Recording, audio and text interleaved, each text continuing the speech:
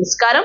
ఎల్జేసీ TV news కి స్వాగతం. విజయవాడ నగర కమిటీలో ఏపీ మున్సిపల్ ఇంజనీరింగ్ యూనియన్ ఆధ్వర్యంలో ఈ రోజున 44 రోజు విజయవాడ ధర్నా చౌక్ లో ధర్నా నిర్వహించడం జరిగింది. దానిలో భాగంగా ఆ వేమూలు జైపాల్, పగిడిపల్లి కృష్ణ, సాంబా, స్ట్రీట్ లైట్ దుర్గారావు మన ప్రభుత్వంలో ఆప్కోస్ లో పనిచేసే ఇంజనీరింగ్ కార్మికులకి సమాన ఇవ్వమని మీ యొక్క పార్టీ నాయకత్వం వహిస్తున్నట్టు మీరు కూడా చెప్పారు. మరి ఈ కేంద్ర ప్రభుత్వం ఏదైతే ఉందో సమాన పనికి సమాన వేతనం అంటే మరి ఎక్కడ ఇస్తున్నారు ఈ ఆంధ్ర రాష్ట్ర ప్రభుత్వంలో కేంద్ర మంత్రి అదే కేంద్రం చెప్పినటువంటి తీరులో మరికి మాకు సమాన పనికి సమాన వేతనం రావట్లేదు. కాబట్టి ఈ రోజు రోడ్డు మీదకి వచ్చే పరిస్థితి వచ్చింది. 13,000 రూపాయలు ఇస్తున్నారు. మరి ఇప్పటికీ ఆంధ్ర రాష్ట్ర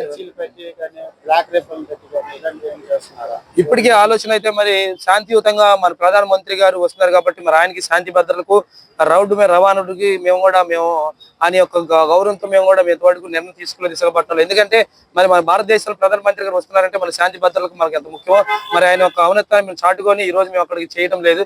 మరి ఒకవేళ తీర స్థాయిలో చేరితే మాత్రం మేము ఏం చేయలేం.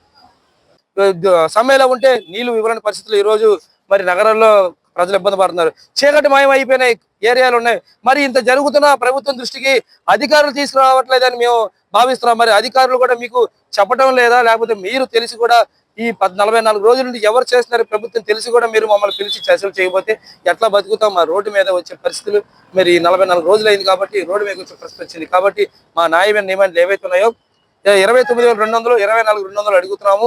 మరి అలాగే హెచ్ఆర్సీ పాలసీని అమలు చేయమంటున్నాము.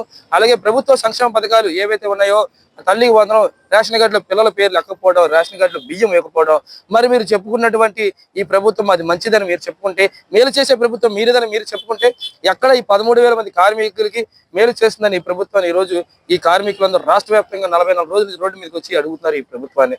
కాబట్టి మా కార్మికులకు మీరు న్యాయం చేయాలని మేము భావిస్తున్నాం. కాబట్టి ఎవరైతే దీన్ని బాధ్యత వహిస్తున్నటువంటి నాయకులు ఎవరైతే ఉన్నారో నారా చంద్రబాబు నాయుడు గారు, సీఎం గారు, అలాగే లోకేష్ గారు, అలాగే మున్సిపల్ శాఖ మినిస్టర్ మంత్రి నారాయణ గారు, అలాగే కూటమి ప్రభుత్వం ఏర్పడినటువంటి పురంధేశ్వరి గారు కూడా దీన్ని బాధ్యత వహించి దీన్ని ఈ కార్మికుల యొక్క మేలు చేయాలని భాగంలో మీరు భాగం అయ్యి మా కార్మికులు ఒక భవిష్యత్తులో మీరు ఒక భాగం అవుతారని కోరుకుంటూ ఈ సభాముఖంగా ఈ రాష్ట్ర వ్యాప్తంగా 13,000 మంది కార్మికుల నుంచి మేము కోరుకుంటున్నాము.